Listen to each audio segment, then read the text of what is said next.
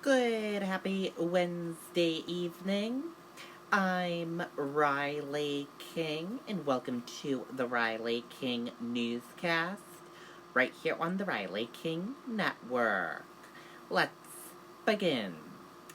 First up, 30th Annual Hampton Beach Seafood Festival set to kick off Friday. Festival will include seafood, arts, crafts, vendors, and fireworks. Let's take a listen to the video from WMUR News 9.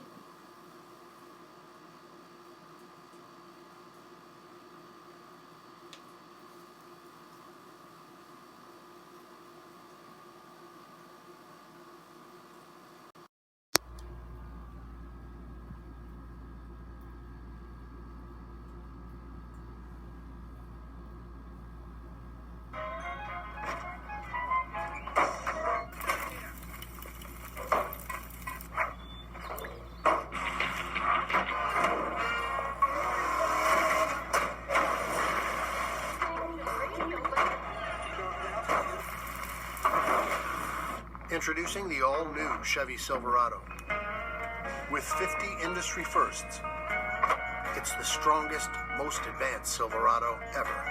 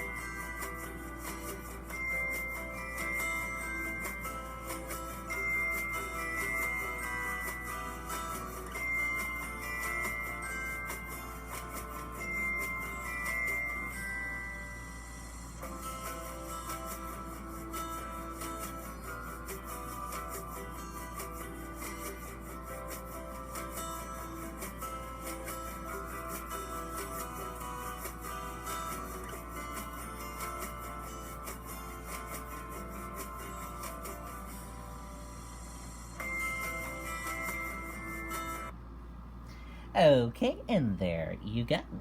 Looks like a fun event to check out.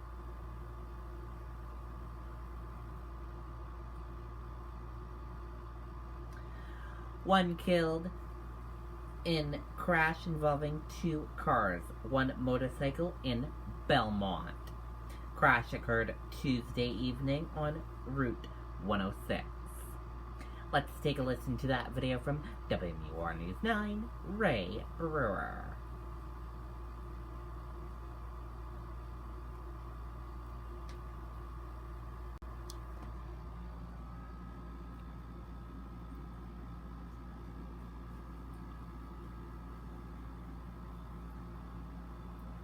Good morning, John. Route 106 in Belmont has reopened after it was shut down for a while. Investigators trying to figure out exactly what happened here. There are still a lot of questions about this accident. What we do know is that a car was traveling southbound on 106 about 7 o'clock, 7:15 last night when it crossed into the path of a northbound car on Route 106 between Brown Hill Road and Seavey Road. A motorcycle was also involved in the crash. That rider was wearing a helmet, but he was pronounced dead at the scene.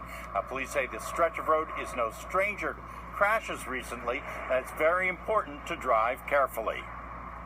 106 has seen its share of accidents lately, and I'm not sure, we can't put a definitive reason on why. On whatever road you're on in the state of New Hampshire, you have to exercise reasonable safety. It just seems that this road, with a lot of the twists and turns we have, and there's not a lot of lighting, you need to be on guard out there.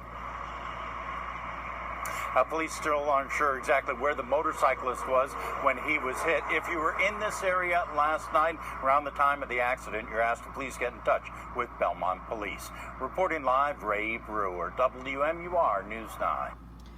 Okay, and there you go on that video and that report.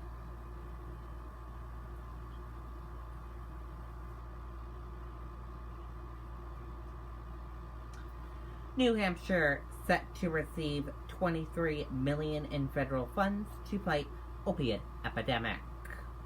Money can be used in prevention recovery programs. Let's take a listen to that video from WMUR News 9, Ray Brewer.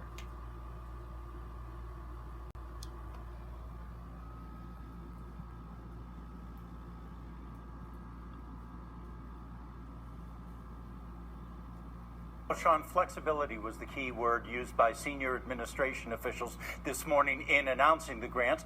They said the problems faced by each state are different, so it should be state and local governments that have the biggest say in how the money should be used. But the emphasis must be on treating the whole person and the difficulties they face in overcoming addiction. Now, the initial grant from the Substance Abuse and Mental Health Services Administration totals nearly $23 million for New Hampshire. Now, the money can be used in prevention programs as well as recovery and support programs. Administration officials say while there are signs of progress, citing a dip in opioid prescriptions and overdose deaths, they add that opioid addiction remains a major public health issue. And grants are also aimed at targeting states like New Hampshire that have been among the hardest hit. Thus, New Hampshire is receiving more money than more populated states like New Jersey. The CDC is also doling out a total of $900 million in grants that will, among other things, help states gather data on exactly what is happening in their communities. In all, New Hampshire is going to be receiving nearly $58 million over a 3-year period, continue the fight against opioid abuse and addiction. In the studio, Ray Brewer, WMUR News 9. Okay, and there you go on that video and that report.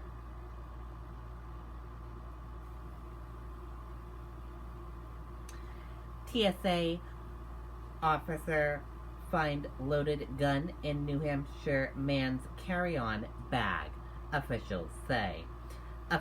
Officer find gun at Logan Airport security checkpoint. Let's take a listen to this video from WMUR News 9.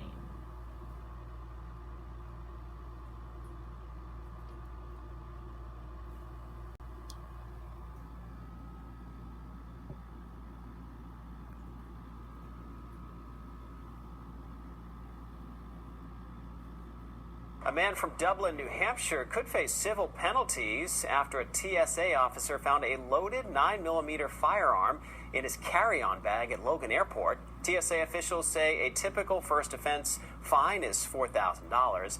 This is the 13th time this year Logan TSA officers have found a firearm at security. Okay, and there you go on that video and that report.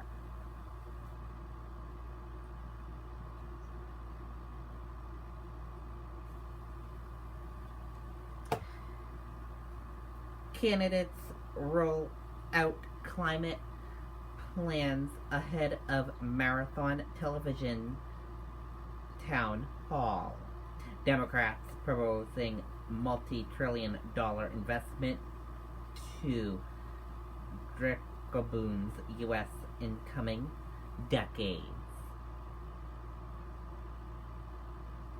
Ahead of a 7-hour climate change town hall event Wednesday night on CNN, 10 presidential candidates who are participating have released detailed plans to address the issue. Senator Cory Booker unveiled a $3 trillion plan.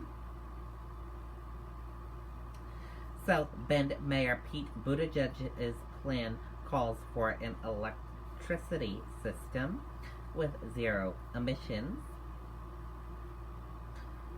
Former Housing and Urban Development Secretary Julian Castro, in his plan, promises to address what he calls environmental discrimination and environmental racism. Senator Kamala Harris has a $10 trillion plan that would pursue justice for communities most impacted by the effects of climate change and ensure all Americans can take part in our clean economy by passing the Climate Equality Act. Senator Amy Klobuchar joins the other Democrat candidates in promising to return to the U.S. to the Paris Climate Accord and restore the Obama administration's Clean power plan for aggressive emission reduction. Senator Elizabeth Warren adopted and expanded on former presidential candidate Governor Jay Inslee's plan to decarbonize electricity sources, vehicles, and buildings in 10 years. Former Vice President Joe Biden would spend $1.7 trillion over the 10 years and leverage private sector and state and local funds to provide more than $5 trillion. U.S. Rep. Beto O'Rourke has unveiled a $5 trillion climate plan, while Senator Bernie Sanders has released a $16.3 trillion Green New Deal plan. Entrepreneur Andrew Yang says he'll promise ending tax cuts for fossil fuel companies and imposing a carbon tax to fund healthcare initiatives. Bryant Corky Mesner becomes third Republican to announce 2020 U.S. Senate bid. A political newcomer, self-made millionaire, attorney, and retired military veteran is now the third Republican officially in the race for the U.S. Senate seat held by Democratic incumbent Jeanne Shaheen. Bryant Corky Mesner of Wolfboro announced his candidacy in the quick intensifying 2020 GOP Senate primary race Wednesday morning in a video that outlines his version for bringing an outsider perspective to Washington. And now let's take a look at that U.S. stock market and see how your U.S. stock market closed for this Wednesday evening.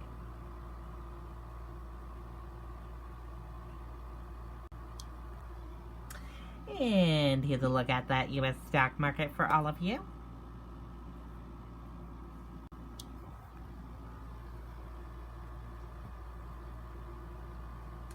Your Dow Jones Industrial Average closed in the green and went up. Your Nasdaq closed in the green and went up. S&P 500 closed in the green and went up. Gold closed in the green and went up. Oil closed in the green and went up. US 10-year closed in the green and went up. Euro/USD closed in the green and went up. And VIX closed in the red and went down. Dow jumps more than 200 points as Hong Kong tensions ease. Tech shares rally. Stocks rose sharply on Wednesday as tensions in Hong Kong between the government and protesters eased after the withdrawal of a controversial bill.